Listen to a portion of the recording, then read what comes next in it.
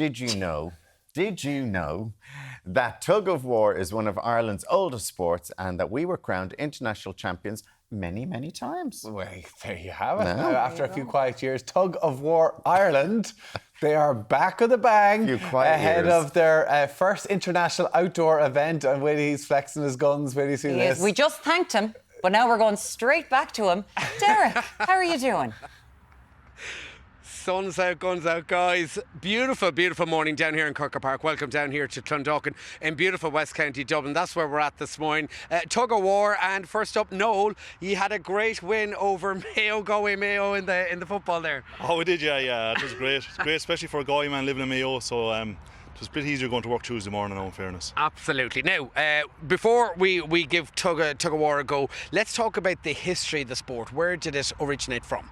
Well, it originated back in the ancient Greeks. That's where it came from. So that's how long it's around. And it was involved in the Olympics till 1920. Then now we're trying to get back into the Olympics through the World Games. And that's why we've an upcoming championship in Germany this year, where the top 6 teams qualify for China World Games next year. So we're very focused on going for that. It had a bit of a lull back in the 80s, you were telling me.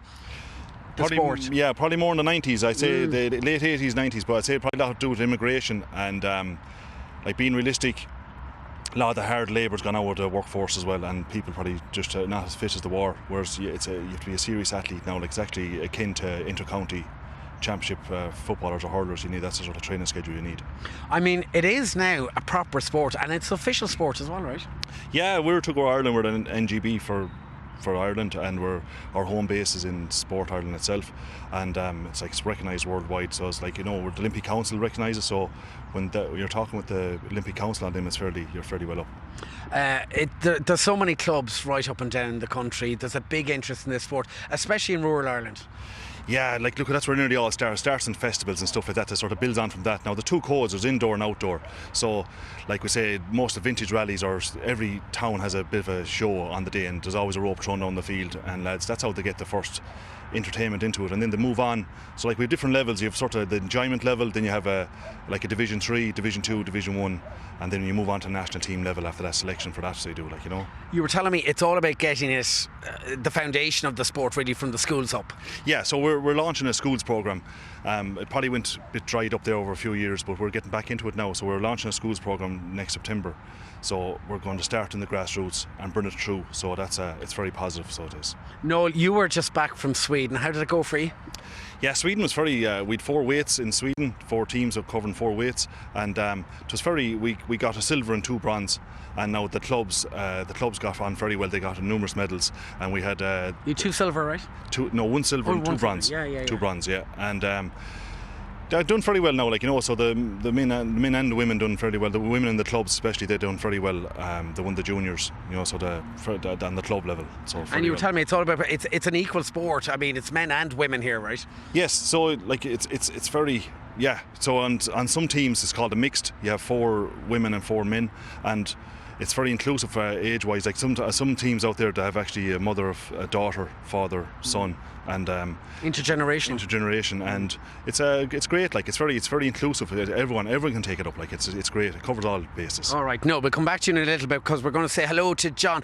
John, we're talking about the sport itself. Let's take a look at your shoes here, because these are ski boots, right? Modified. Modified ski boot, yeah, with a raised heel, and a flat sole. And there's a steel cap on it, right? The steel cap, that's for digging. I mean, if you got to kick off that, you'd know about it, right? You'd know about it, all right. She hurts.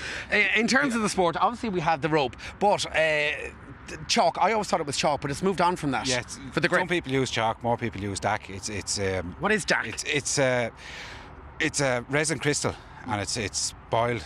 It's just boiled down. It sticks your hands to the rope. So you actually you almost glue yourself to the rope. Yeah, you're able to hold the rope longer then, because you don't have to grip the rope as tight. Yeah. So you're able to hold the rope longer. Gives you that extra. The sport itself, then, how many on each team? How many each side? 8 each side. 8 each side. Then there's the anchor man in the back, the front man in the front. The importance of the role of anchor. It's an important job, right? Yeah. Well, the anchor steers the rope.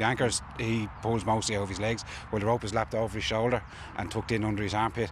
He's pulling out of his legs, so he pulls about say 10 to 20% more than what the lads do on the rope. So hence the fact the anchors normally are bigger, heavier, man. And you've a great club down in Ballinstow as well, down in Wicklow. Well, yeah, you're trying anyway. We're trying. We're trying. We were over in Switzerland last year at the World Outdoor Pulling, and we had real representation on the 640 to 680 with youths, and we had under 18s.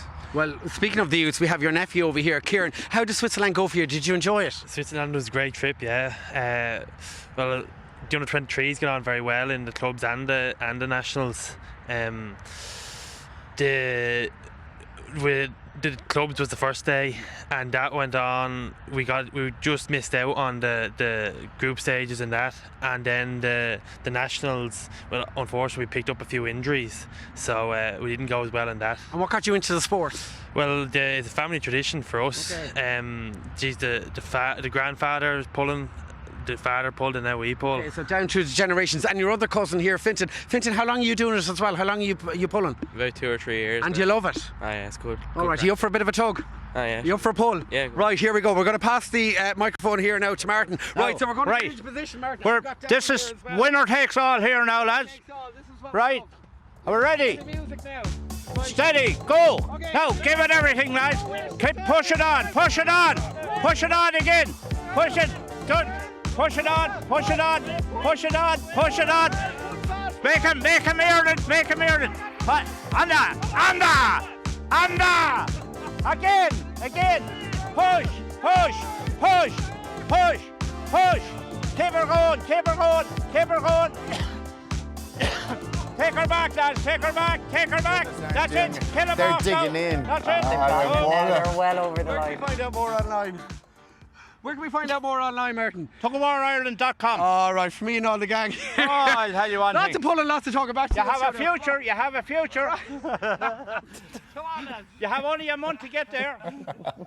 Keep her going. Keep her going, Patsy.